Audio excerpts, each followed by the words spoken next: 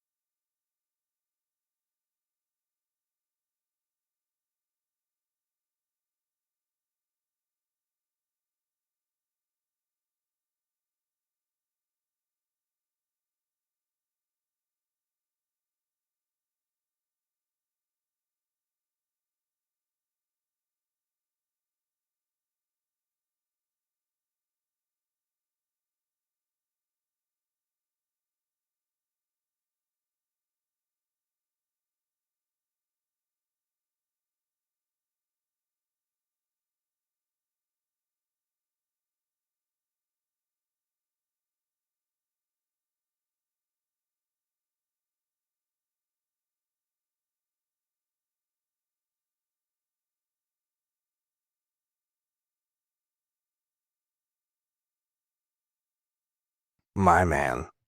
I mean, you brought the Wagyu today. Yeah, Let's talk about what you did because it was spectacular. And I think there were two dishes. Yes, sir. And the Beurre Blanc, it got me. Okay. Let's get into it, man. Talk about it. What'd you do? All right. Well, we just took a, unconventional approach to Beurre Blanc. Everybody uses Beurre Blanc for fish. We just said we're going to use it for beef instead, and we cut it with horseradish sauce. And we made our horseradish Wellington, horseradish Beurre Blanc, just so that we can give people a different approach to something that's so classical, and that's what we did today. Let's talk about Palm Beach meats. Okay. Because you're doing funky stuff with the Wagyu. Yeah. And it's Kobe. Yeah. It's not just Wagyu. Yeah, we got Kobe. We sell Kobe in the rack. We use Kobe tallow a lot for certain things. Takamori tallow. We sell Takamori. Omi cattle. Those three are like the highest you're gonna get in the Wagyu field. And then we have our regular everyday Wagyu that everybody can come and get at a normal price point. But Wagyu is, a 4-ounce piece of meat. If you think about it, you get like 4 steaks out of 1 steak. So it's kind of worth it. Yeah, but not everybody can sell Kobe. How do you get about to doing that? You have to be certified through the Kobe Association. Yeah, we went and got certified in Japan. We're there once a year for 7 days. And we're certified by the Kobe Association to certify other people as well. And sell meat. So rare. We're the only in the country, restaurant, wholesale, retail restaurant that does this. And you just recently got your Bib Gourmand, right? Yeah, we got our Bib this year for our first location down in Palm Beach, and we're working on this one in Orlando. That is amazing. Congratulations for that. Thank you. Florida's turning into a hotspot. Yeah. I mean, there's Michelin everywhere. Not a lot of, I think we should be doing better with beard. And I think that, the people who want to chase it, it's there. And, for everybody else, you don't have to. I'm in both camps with this. Yeah. because I think it's fun and I respect it and I enjoy the mechanics of how you achieve these awards. You know, we've talked about it before, but John and I did a photo shoot at Camille out there. And just to watch Chef, Yeah, he's a beast. he's a beast. And to watch him work, and the clocks are everywhere, and every movement is a movement that has cleaning attached to it. Mm-hmm. It's beautiful. Yeah. I look at that and I can geek out on it forever. With that said, you know, give me a smash burger, dude. I'm happy, you know? Oh, I'll take a smash burger any day. So you're doing stuff like that with Wagyu. yeah. Talk a little bit about it. So with the Wagyu we do, we're using Australian Wagyu because I don't think the majority of the people know that Australian Wagyu is halal meat. So I chose to use this meat so that we can open up the doors for everybody to be able to come in and eat. It's not just Japanese. Japanese and American isn't halal, so everybody won't have that opportunity to experience what Wagyu is. So we just take our meat case, break everything down, put it in a meat case, and then I turn and make the menu out of that. So when you come and buy ground beef, it's the same ground beef that we do our burgers with.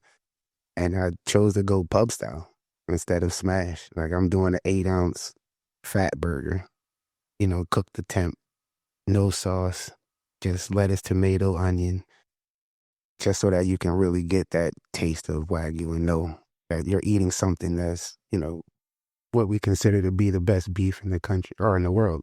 You know. Well, look, I mean, you did the sando, and I have to tell you, I enjoyed the hell out of that. Yes. But then, you know, and I've said this, I say a lot of stuff. There's some repetitiveness, but I don't care. Don't listen. No, keep listening. You have a Wellington. A Wellington on its own doesn't excite me. When a chef says, we're going to do Wellington, I'm like, oh, gosh, okay. If that's what you want to do, fine. But the last few Wellingtons that have come through the studio have been next level different stuff. And you know, to have a Wagyu Wellington and the way you did it with the Blanc, man, I literally would want 2 of those. As savory as they are, it was the balance that was there with that sauce and that meat and the crust. Dude, you hit it right on the nose. Thank you, man. Appreciate that. Absolutely. I totally dug it. Unfortunately, John got the, you know, he ate most of that, but In fairness. Yeah. And I ate the sando, so whatever. And so our guest, who's in the wings waiting at this very moment, she's been through some Michelin kitchens too. Let's go ahead and introduce Janine. How are you? Hi, I'm good, thank you. How are you? I'll tell you, if I was any better, I don't know what I would do with myself. I've been waiting for Thursday. We're waiting for today since last week. It's amazing how fast the days go when you know that you're going to show up to a studio and meet and talk to awesome people, all about food and all about the food culture. It's quite nice. That is amazing. I wish I was in the studio to eat what sounds like an absolutely incredible meal. Seriously. I mean, listen, at some point in time, you know, after this episode, I know you're going to want to come out here and we'll host you. Yeah. And either if you want to cook, you can. If not, I'll make sure there's somebody worthy here to make that happen. We'll feed you good. Magic. So let's get into why you cook. When you think about it, what's the first picture from your grandmother's kitchen? Oh gosh, you know, it's still today, you just say the word grandmother and all of these phenomenal memories just flood back. But my favorite one is my grandmother used to make these rolls. They are famous in our family and top secret in terms of the recipe and how to do them. And I would always run into the kitchen, say hello to no one else, go straight to the kitchen because I knew they were fresh out of the oven, put a slab of butter on this bread roll, take a bite of it, and then say hello to my grandmother.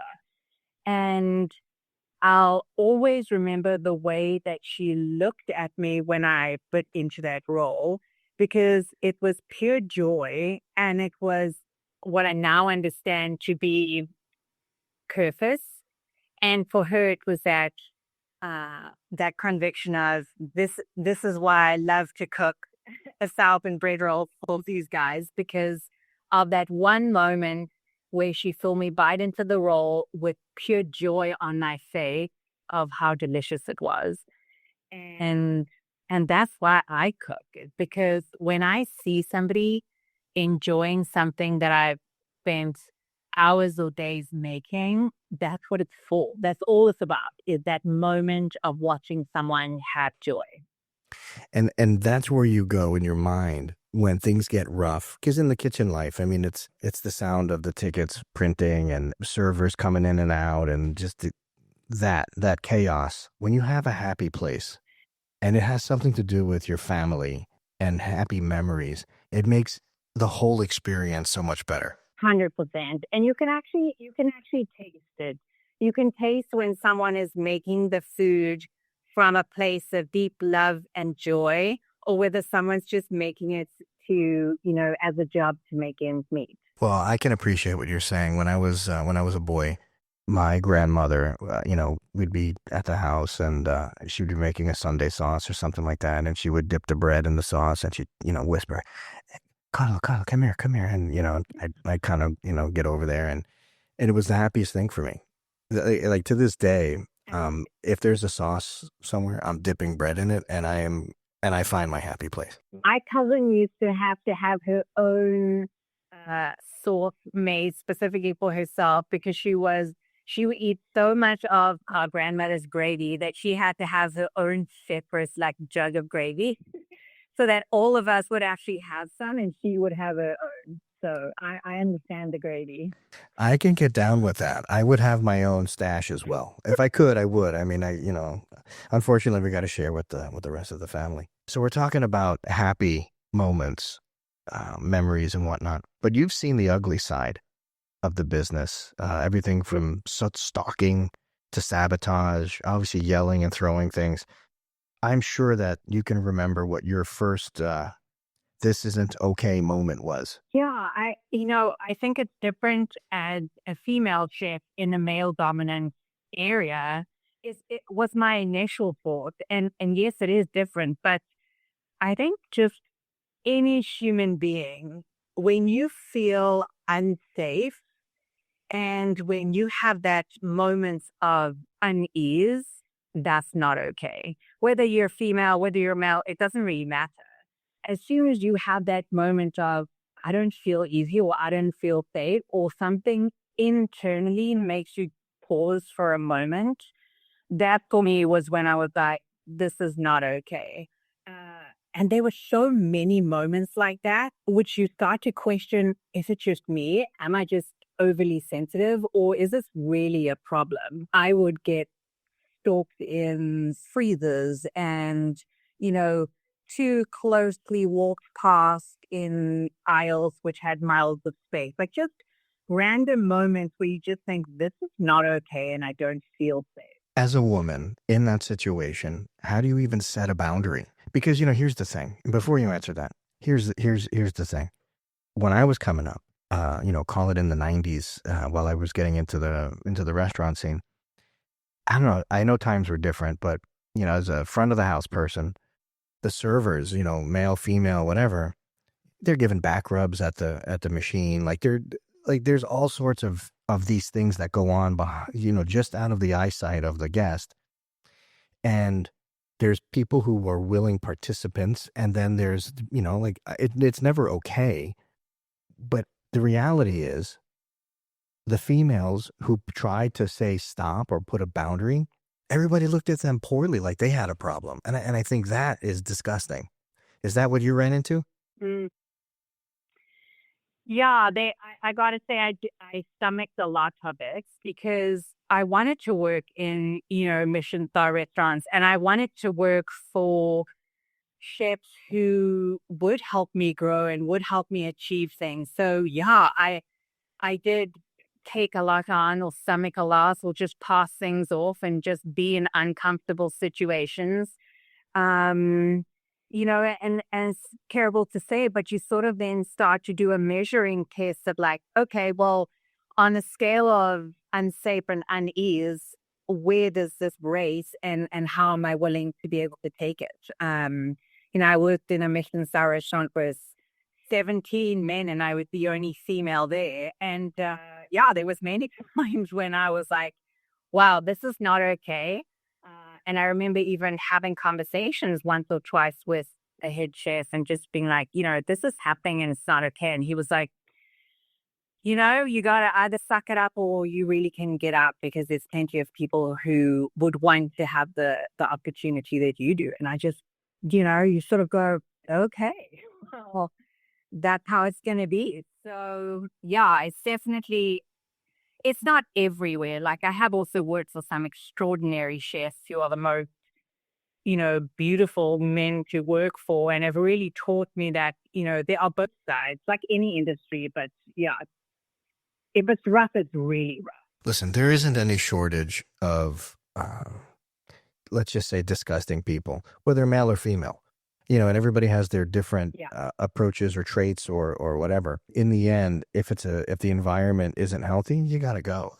I will add that there definitely is a sense of, if you want to achieve in the industry as a female, you have to take a lot more, and the journey is a lot harder. Is there a reward for doing all that extra work? Does it feel better to have that accomplishment? There is no better job than the job of a chef, because you literally are creating magic every single day. You are putting joy, excitement, curiosity onto a plate for people to experience. And so being a chef is one of the most extraordinary jobs on the planet. There is nothing like it, where you get to take ingredients and make magic. It is so rewarding. And chefs, whether they run a fish and chip shop or run a Michelin-star restaurant, it doesn't matter. You're creating joy. You're creating something that is providing to people, and it's extraordinary. There's nothing like it. Was it because of the circumstances with some of these individuals that you were working with that you sold everything and you actually walked away from big roles? No, not at all. It was curiosity. I love being a chef. I will be a chef till my dying day. Some of my greatest positions or jobs, one of my absolute favorites was being a private chef. That was my absolute greatest role. I looked after a couple of male CEOs, and those were some of the greatest times of my life, cooking for these men, making them breakfast, lunch, and dinner. And it was incredible. I sold everything because of curiosity, because I wanted to see what else is out there in the world for me to experience. You went from kitchens to coaching. Give us what that looks like. What's the core idea, the body or the tool? How do you handle doing this? Over the last 25 years of my life, I've done my own personal growth and my own personal journey in terms of just rediscovering myself, what makes me tick as a human being. And what I found is that throughout my life, I always did what I now call, and what's actually a framework, is the hero's journey. So I would always depart from something, knowing that I'm curious about something, there's something else out there. I would always then go through this initiation of life and do a course, do a master's course. And then I would always come back. I would always return to myself and be more knowledgeable and meet more skills. And I put all of that into a framework because I could see that one of my favorite courses that I did and was curious about was the samurai. And the more that I researched the samurai and realized I'd been practicing a lot of these tools over the 25 years, both in my chef career, in other careers that I had, I always did this, and I was constantly searching for ways to ground myself, find my inner voice, etc. And the samurai, the structure of the way that they are, was something that just sparked a light. And so I decided to put it into a course for men. I mean, you had me at samurai. I mean that's if you're every man in their psyche somewhere, they're going to embrace samurai. Okay, just in general, right? Especially if they're a little bit older and they grew up with like Kung Fu Sundays and stuff like that. I mean, you're just going to gravitate towards that. This question, I want to measure it up to me. So when you coach men, what do they most need to hear and what do they least want to hear? There's sort of three things that I always say to a new client. I always say you're not broken and you don't need to be fixed. Because immediately men tend to think that if they go and do a course or they go and do some inner work, and it's not all, I'm saying some that I've spoken to, that there's a problem and they need to fix this problem. And the second part is that if you do work on yourself and you go through moments of deep work, and maybe in the moment you're emotional, it doesn't mean you're going to break apart in the kitchen or break apart in a meeting. It just means that in that moment you were vulnerable, and that's where the deep work is. The third thing I say is I can handle it. I can handle everything that you bring to our station. And if I can't handle it, I won't leave you at that point. I will help you find somebody who can, and someone who then best fits your needs. So at any given point, you know that you don't need to be fixed. I'm not going to tell you what to do. You're not going to fall apart at the seams because you start to do some inner work, and then I can handle it. Are you finding that it's easier to have these sessions with maybe, younger men? I specifically focus on midlife men, so men who are 35 and up. And I really focus on, I wouldn't say the second half of your life because it's so young, but I really focus on 35 upwards. I'm in that age group myself, and so the relatability is obviously easier. I can't relate to a 15-year-old and what they're going through in this current time, but I can relate to and can understand and support, a man who's 55 and going through his whole life at the point where I've got everything I need financially, I have a great career, etc. I'm just a little lost, or I just don't know what I'm supposed to be doing anymore. So the Warriors course is a very step-by-step, grounded in discipline and the wisdom of the Warriors traditions. It's really broken down week by week into grounding techniques, toolkits, so that when you walk away, every single session that you take, you have a skill that you can immediately implement. Is there a specific career with these men that you typically run into? Usually, the men that I've worked with are very senior men, men that have worked either extensively as executives, management, directors, solo entrepreneurs. Or honestly, just a man who's ready to grow and want to learn something new about himself and just more discovery. It's really about when you're ready to do it. That's when the work actually begins. And for me, with my course, there is an initiation. And if you don't pass the initiation, you can't do the one-on-one with me. An initiation, like what would that look like? What is that? You know what? I'll tell you. For those that are listening, they can try it out. It's called a Qigong, and it's a form of meditation. And I take each client who is interested in doing the Warriors class, which is a 12-week course, on an initiation in the beginning. And if you pass the Qigong meditation, then I will accept you to do the course. And the reason that I do that is during this meditation, you actually experience in a short period of time what you're going to go through during the course. So it might be uncomfortable. It might be frustrating. It might be exhilarating. You might hear things outside in the open, etc., that you haven't heard before. you might be able to breathe and feel grounded for a moment that you haven't been able to do before. So you go through all of these emotions in a very short period of time. And when you come out of it, and some of my clients will tell you, I taken CEOs into the middle of a park and told them to take their shoes and socks off. And we've in the middle of a park done a 30-minute qigong, and they've come off and gone, wow, I never thought that I would be able to do that. The frustration, the noises of the birds, it was crazy.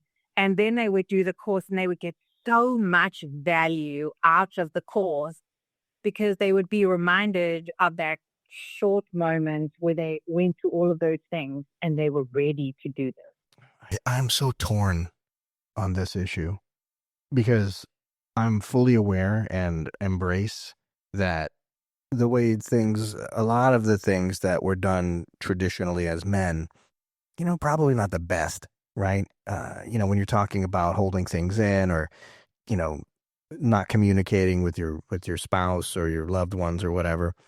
I know that that's probably a little bit much, but I'm also a little old school where, all right, I'm going to self-reflect. I have a buddy or two that I can bounce things off of and maybe I'm going to, figure it out, but I don't want to put it out there.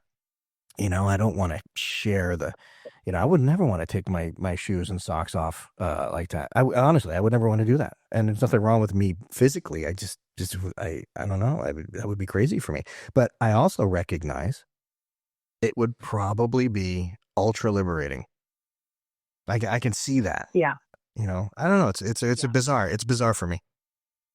I think what I have found is the conversations that I can have as a female with men is very different from a male coach to a male coach. It's a very different dynamic. And some of my clients who I coached have said to me, "You're non-threatening." So it's this form of like, here's a female, and yes, you're making me do this meditation, whether it's in my home or whether it's outside. There's a sense of trust in that moment. And even though I do feel silly while I'm doing it, you're also not pitying me. You're not giving me advice. You simply are taking me through the path of a warrior. And it's very important to go through this part. It's very important to go through the dynamic of the hero's journey, which starts like kids would do this initiation from being a boy to being a man. They would do the departure, there's something out there for me, I need to go and explore. And then they would go through the trials and tribulations, the initiation phase. And then they would return back to the village as a man and having learned all of these tools and lessons, etc. So yeah, for some men, it is a case of this is a very new experience. And at the same time, all I am doing is giving you a toolkit. That's all. I'm taking you through week by week. I'm teaching you the exact code of the samurai warriors, the exact code that's been around for hundreds of years. And that's what I'm teaching you. And I'm inputting somatic works, grounding work, shadow work into that. So it's not this woo-woo, let's figure it out, get in touch with thy emotions. I'm giving you history and tools that you can then implement into your life. Chef Brett, you were shaking your head a few times during this dialogue. You grew up pretty rough, New Jersey streets, and you've attained a position now, over the years where you're running things. You're listening to Chef Janine, and how do you see that? I can tell you're a manly man. We're all around the same age. And I saw you shaking your head a lot, like in agreement. Talk to me. I mean, I'm a father. I have 2 daughters, so, and I have a lot of females that work for me. And I always teach them that we're humans first. And we should never have to work hard. We're exiting out the fact that we're human beings and we're making somebody work harder than us. And we're still equal. We're just 2 different genders. It should never put anybody through that when it's a passion that's driving them to be with you.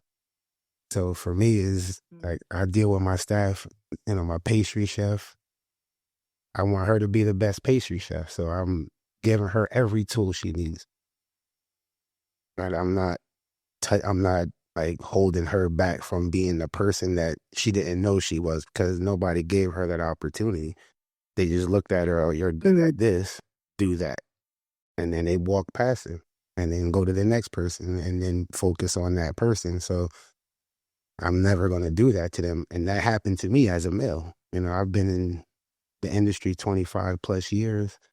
And because of my background, nobody thought I was good enough. That's what I felt, because they never talked to me to tell me. So I felt I wasn't good enough to be taught to be a better chef.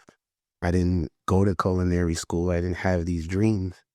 But then when one person that was a church chef, a person that's full about God, he came to me and it was like, I'm going to give you every opportunity you need and you don't have to give it back. This is my duty to you.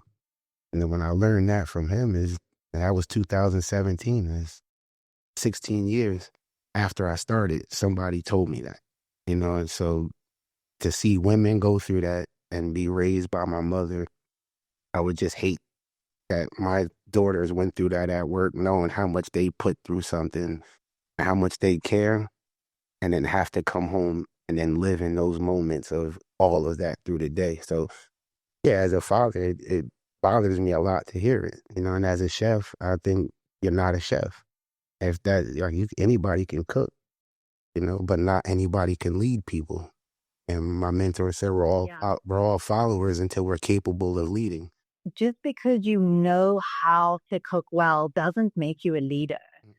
That, you hit the nail on the head, because I've had some extremely beautiful chefs who have helped me become, the pastry chef and the chef that I am today. Like, they just really, just exactly what you said, helped me to figure out that I am actually a good chef. I can cook. I have the ability, and even if I made the same mistake 5 times, that on the 6th time I would get it right. So I want people to know that there are incredible chefs like yourself out there that are willing to do the work. And they are also the horrible ones. What I did know about the horrible ones doing this work is that majority of the time they are just so burnt out and exhausted and underpaid and stressed that they really are on their last nerve themselves. Brett, you had a rough upbringing. Yeah. And Janine, I'm speaking to Brett, but I want you listening to this, because I feel like there's a tremendous story in it. You have a man who, and I'm not going to tell your story, you could tell your story. Troubled youth, didn't look good, and then all of a sudden he found the kitchen. Going from, the gang life to Bib Gourmand, Michelin. What kind of journey is that? It's been a scary journey for me because it's been lonely. I've been doing this with so many different chefs for so long that I thought that if I put in the work for them to be successful, then they would see that drive in me and in turn invest some of their time in me to make me be successful, especially, working with chefs that invite us to family functions and our kids are playing. And, a year later, I realized I'm just a robot with a battery in his back. And as long as they can keep that battery charged, then I'm going to do great for them and never for myself and my family. And, I just couldn't be a father to, 3 kids and not showing them that, even when we're not them, if we stay on that right path, we're going to get to something. And if it's what we're like rooting for and trying to get to, and we get there, then we're going to be prepared for whatever happens when we get there. But it could be a great situation or a bad, but either way, we're going to be prepared when we reach that goal. So for me, it was like break away from everybody, and it sucks because I had to leave my family, and go and be something somewhere else and then come back and have to leave again because, the city didn't believe in me. And so it's been a rough journey, and it's the journey that I won't give up on. And I have a 29-year-old son that's watching me. So giving up would be, a failure as a parent, like not even as a chef. It'd be a failure as a parent. So I think of that, and that keeps me grounded as a chef. Like knowing that people are dependent on me to give them great food, and people are dependent on me at the same time to give them positive reinforcement and growth, whether it be my staff or my family. Janine, I feel like you would have something really interesting to say to this. I'm sitting here deciding whether for the first time I actually share with you and with sort of the people outside of those that I chose to share this with about my history. And Chef Wright, you've sort of given me the courage to share this because I've never shared this in 25 years. But I know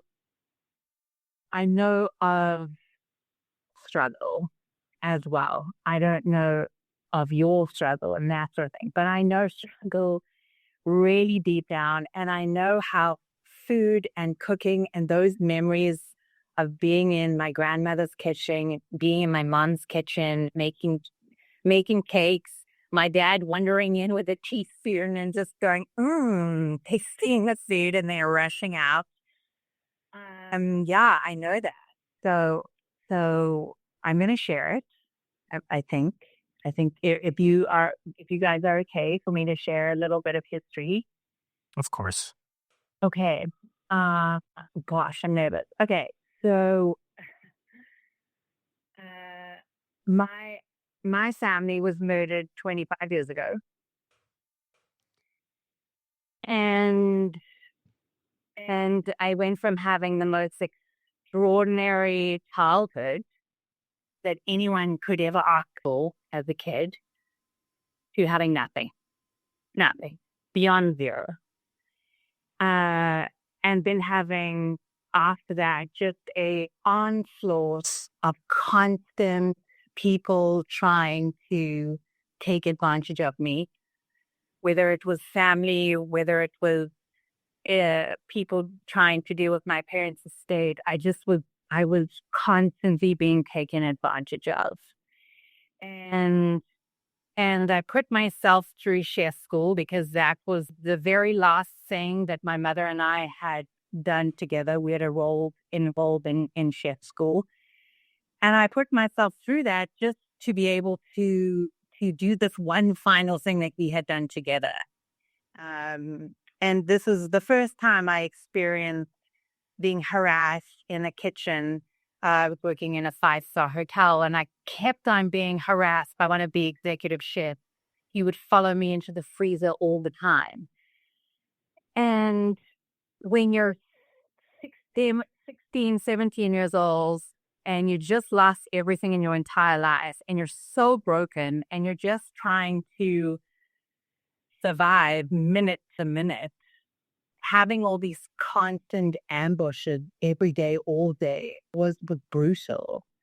And the struggle was really real. And many chefs will tell you stories of how cooking saved them. And I can honestly say that cooking saved me. It gave me those memories that's kept them alive all of these years. And I think that's why to this day, being a private chef is one of my favorite jobs in the whole world. And I would do it all day, every day, because it brings me back to those moments of family and joy. And I appreciate you being so open and honest with your story. And as you're saying it, I'm looking at you like through the lens of I have a 10-year-old daughter, and the idea that if my wife and I weren't here, and then this little girl is out there, I mean, I am angry right now listening, thinking about this.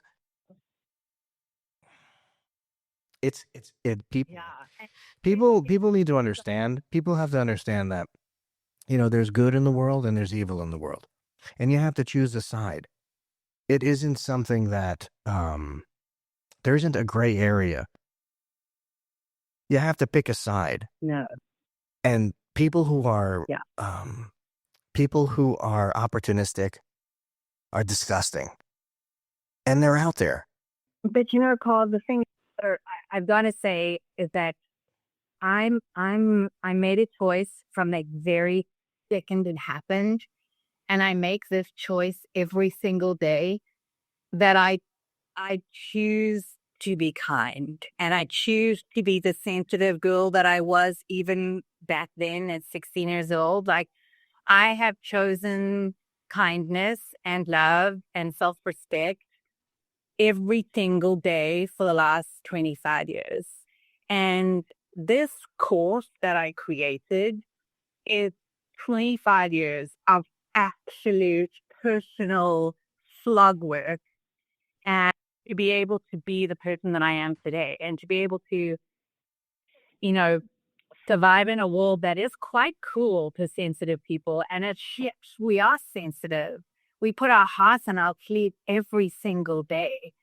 And so it's not just a course of, oh, cool, yeah, let's see if you can do this. It's built from not only my own personal journey and struggles, but just my constant obsession with surviving not only what I went through, but wanting to be a good person. You're tough. At least, I'm not even going to say on the outside. You had to go through all of that to work in the food industry. You did, car sales, exotic car sales. Like you've done a lot of different things. You've had your own businesses. You're a tough woman. But everybody inside, there's three men here sitting at this table, and every one of us had watery eyes as you're telling your story, and it's the truth. And I liken it to the fact that, I know that chef is thinking of his kids. I was thinking of my kids, and I'm just like, how do you, and here you are, and here he is. Both of both of you chefs, had this you call them struggles. They're worse than just calling them struggles. But let's just say you went through your challenges, and you're both winning. Like, you've achieved something, and a lot of people don't actually get to experience that. You almost want to protect everyone else from what you went through. Exactly. You want to be able to put people in bubble wrap and just know that the horrificness that you've had to experience, and the loneliness, and and people always ask me, why only men? Why do you do this for men? And I'll tell you, I relate to men on the basis of my pain, my struggle, everything that I went through. I had to do it by myself. I had to do it all by myself, and I kept it in. And I would say to somebody, I'm having a really hard day, and they'd be like, oh, but you're so strong, you're so tough, you're so etc. And I just would be like, oh, okay, so I'm not allowed to have a bad day. I'm not allowed to have a moments of confusion or weakness or not knowing really where I'm going. And so I just started to keep all inside, because I was so sick and tired of people telling me how strong I was and how brave I was, and look what you've gone through. So I struggled a lot. It was a very lonely journey and a very lonely path. So I gathered all of these tools along the way, and I just kept obsessively finding new things. If somebody told me to go to the Himalaya mountains and talk to whoever on the side I would. And I did. I did some crazy stuff to be able to learn the things that I learned along the way. Look, Janine, you could sit there and you could say, I was tired of hearing people say how tough I am. And the truth is, when you're in leadership, you don't have anybody to go to. You might have one or two people that you can confide in. The truth is, you have to absorb all of that. I know I've been in that position. Absolutely. When you have, 10, 15, 20 people more than that who look up to you, and you have to provide whatever leadership and guidance and shield them from the other side of things that they don't know about in that business or whatever that situation. It's daunting. And who do you go to? Like, really, who do you go to? So you dealt with that. So you definitely, look, man. This is that point that you exactly said. At an executive level, one CEO that I spoke to, he said to me, at the levels that I'm at, I have 200 staff underneath me. At no point can I offload about certain things.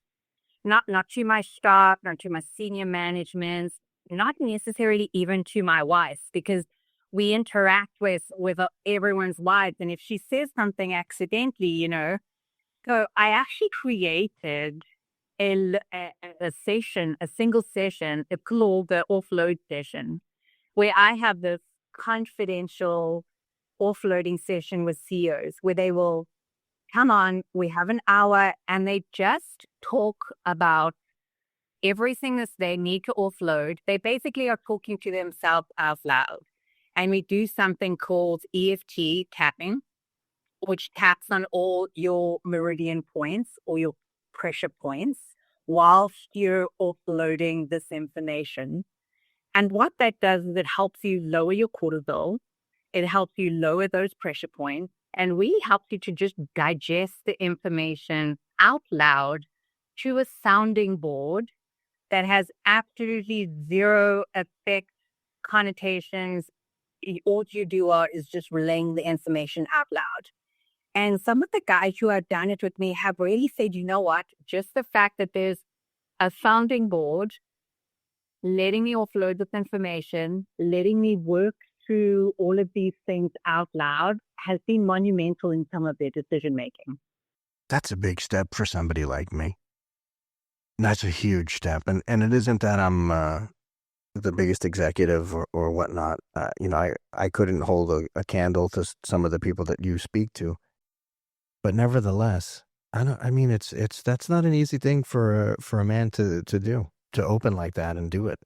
And when you have to hold information that other people shouldn't have, whether it's your spouse or people in your company, I don't know, I die with that information.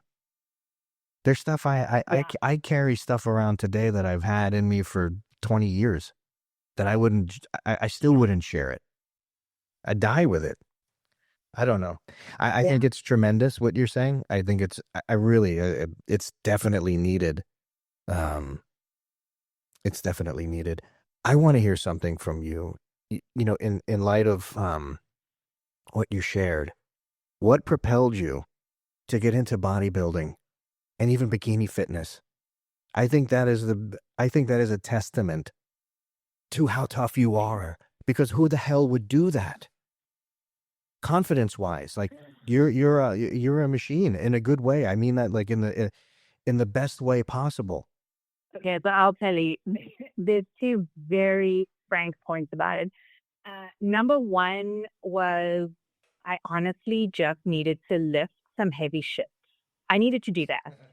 I needed to lift heavy stuff, and I needed to get all of this pent up energy.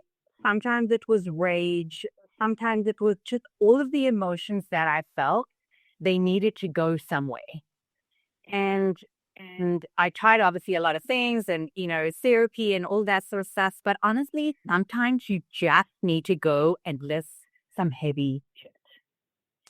And what I didn't understand that until I started doing it. And I I was naturally strong for some reason because I did sports my whole life. But when I got into the gym and I left everything on that gym floor every single session, not only did I start to feel better, but the confidence that I have never had, I started to gain it back because there was no noise in my head all the time because I was leaving it on the gym floor.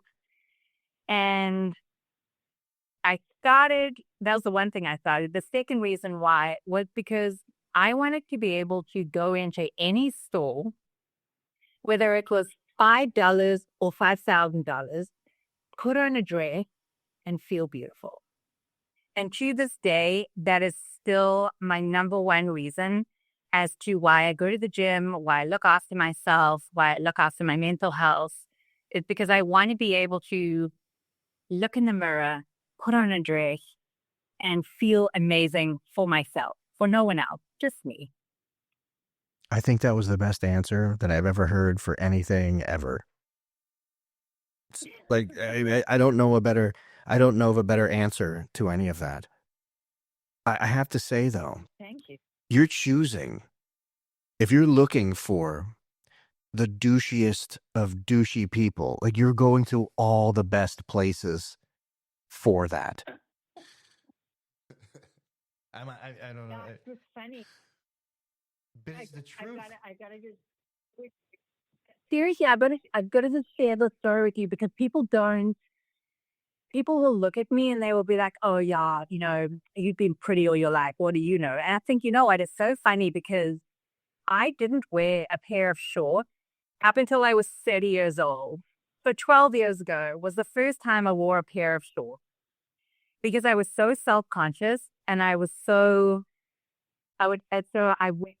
sitting in my car in the parking lot. I'll never forget this day. And I decided I was going to wear a crop top. I'd never worn a crop top in my life. And I thought, you know what, shit, today's the day. And I have never been other way. It's all in my head. But I thought today's the day. I got out my car, locked the car, walked maybe 250 meters, went back to my car, got back in my car and locked the door. And I thought, okay, all right, guys. Because I had the thing in my head where if I didn't have a six-pack, I had no right wearing a crop top. That was my thought pattern. So again, I was like, Janine, this is stupid. Get out of this car. got out the car, walked to the elevator, was like, absolutely no way. Went back to my car. I must have done it 2 or 3 times. And then eventually I was like, this is ridiculous. Got out, went upstairs, went to train in a crop top for the first time. 2 people complimented me and I looked at them as if they had just spoken like a new language to me. And then the next day I tried it with shorts. And I started to do that every single day so that I could build confidence in myself, build for sure awareness around the fact that I was wearing crop tops and shorts. And that's how it started the career. Then I did my first show and I remember thinking, what am I about to do? I just started wearing shorts and then a crop top, and now I'm on stage in front of hundreds of people in a bikini. I must be going, this is it. This is my final days. I've lost the plot. And then I carried on and I won the USA Championships and I went to the Worlds and I did the UK and then I got offered magazine covers and I was on the cover of Playboy at 38 and it's been all while being a pastry chef. I'll add. Okay, wait a minute. Hold on a second. Hold on. So I had notes. Obviously, I have a whole list of all the questions are out the window. We've gone off the rails, but in the best way possible. You are full of confidence now, and Yes, it's incredible. I mean, I feel like sincerely, like I feel, I'm going to talk for these two guys here. The feeling is we just experienced your story from tragedy to blossom, and it's really beautiful. Like really, I am from my heart, congratulations to you, because not everybody gets to finds the finish line. And not that you're at the finish line, but you're on path to that. And that's amazing. It really, I mean, it really is amazing. There is something that Olympic athletes use, and it's a saying that I've heard over and over and over again. And this is what I would say to every single person listening, is that you have to learn to embrace the suck. True. So those moments that are really difficult, those moments that challenge you past your breaking point, you have to lean in. Don't lean out. Just lean in. Just be like, okay, we're in a storm. Amazing. Let's go. And you just have to lean in, and you have to embrace the suckiness of that situation. Because as soon as you lean in, then you lean into yourself. Then you lean into your strengths, and you lean into the things that you don't know that you already have inside you. And you figure out stuff about yourself that you didn't even know were possible. That's a mic drop right there. Mm-hmm. Janine, honestly, this is the first. This is episode, I think, 174 for us, and I don't even know what to say to you right now. And I don't mean that like there's nothing like not in a bad way. Like, I genuinely appreciate your openness on this program, and I speak for the gang here. I mean, we had watery eyes 10 minutes ago. Like, this is the truth. Here I am sharing that to a whole audience too. Look at that. See, look, Janine, look what you did. Look what you did to me here in 45 minutes. I'm crying on my podcast. Okay. I'm going to go take I'm going to take off my shoes and socks. I'm going to walk outside. That's what I'm doing. I am going to do that. We're going in the backyard. Do it now. Oh, Lord. Brett, what I think is really interesting about Palm Beach Meats is that you're the only Kobe certified organization in the States. You and your team decided that you're not going, just meat. You're doing Phillies, and you're doing wontons, and you're doing all this with the baddest meat on the planet. How come? Because it already has a stigma that only rich people can eat it. And food isn't just for rich people. Culture is food. Food is culture. So I think if we make it able for everybody to eat it, then we can eliminate that thought that, well, I'm not a millionaire. I can't sit and have a steak that people sell for $1,000 a steak, which could be outrageous because it shouldn't be sold like that. But, this is what it is, and why we chose to choose the educational path of selling Wagyu to everybody versus just having a fancy restaurant that strictly sells Wagyu.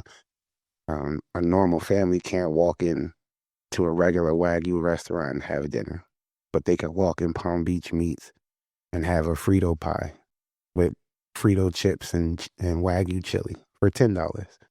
And then they can understand and taste it, and now they can relate to it and then go back to a friend or a family member and say, well, I had Wagyu and I didn't pay $30, $40 an ounce. I actually got a full 8-ounce burger for $20.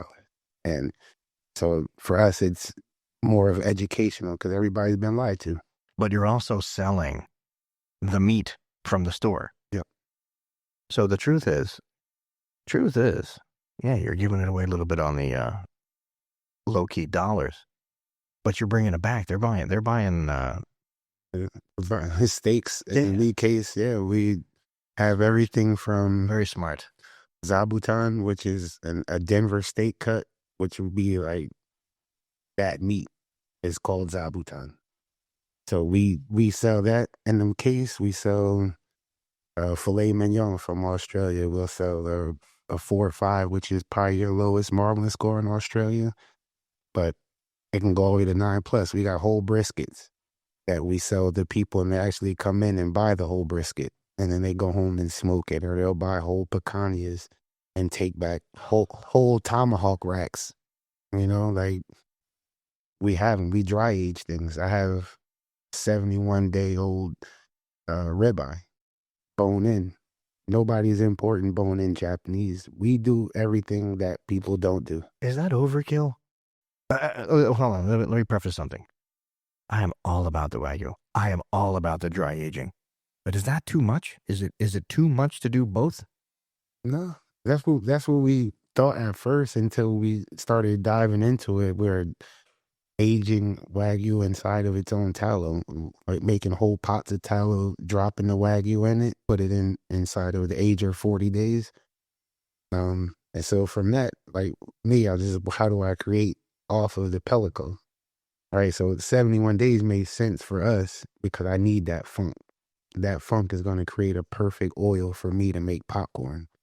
So I'm looking at certain things of the future of what it can be versus what it is today. Yeah, but that has to be ultra dollars. Big money on that. Anything dry. If you took uppers and dry aged uppers, it's going to be hella expensive anyway. Yeah, so the tomahawk, the steaks, like $300 a steak. Yeah, when it's dry aged. But if you're a meat connoisseur and this is what you like, then one shot, one time, it's like I wouldn't say I'm gonna go out, and buy a $300 steak. That's why the concept of us making everything so approachable to the average family is so important for us. I think what you're doing, what you just outlined, is brilliant. And congratulations to Janine. Do you hear this? I mean, how are you? I mean, you have your culinary chops. What are you thinking about this? All I know is that I want to book a flight and come have one of those immediately. You're more than welcome, Seth. So good. I'm like starving on this end after this conversation. Okay. I mean, then that's what the main aim is to do that. And I love getting little DMs and texts about, oh man, you're blowing my diet, man. Stop what you're doing. I love that. I love it a lot. Janine, what is up next for you? I know that you're on such a beautiful path for your life. Where are you headed to now? What's next? Quite a few things. I really want to get into. So today's conversation is probably one of the biggest fears that I've had in talking, in doing motivational talks and in just sharing my story. And it's really a space that I want to get into. It's really a space that I've been thinking about for, I could say, a decade. And I've done talks here and there in South Africa, but it's really a space that I'm super passionate about, in doing corporate talks and in doing motivational talks while weaving in some tools from the samurai. It's a real big space that I would love to get into. Secondly, I'm doing my course, which is available either, you can go on the website. It's a remote course. You do it with me one-on-one, and there are other small sessions that you can do on there. And I just started the research and development phase of a project that I'm working on within the hospitality space. It's I don't want to say too much because I'm still in the beginning phase of it, but it really is something that I'm very excited about, with regard to the hospitality industry. So if anyone is of your team or anyone that you know is listening that can help me within the hospitality space, either being in the hotel industry, operational, that sort of space, is really where I'm just currently asking questions, learning, getting research for this project that I'm building. I'm sure that we have personnel that we can connect you with. You know, another thing that we could do, Janine, is to bring you into our trade show space. Speaking and whatnot. And we're very connected on the business to business side of things. So I think there's a lot to do. Listen, guys, let me just say something. You both are two spectacular people. And I sincerely appreciate both of you being on this program today in the capacities that you were. Thank you. You're very welcome. Ginny, chef, you are amazing. Both of you chefs. All right. Thank you. You're very welcome. Brett, how do we find you on the socials? Oh, man, my social is Ross BJ, the chef. Heard that. Janine, how do we find you? JaninePezarro.com. Spell the last name. The whole thing is JaninePezarro.com. Beautiful. John, as always, you're doing mad things with the camera. You guys, great episode. Love you all. We are out.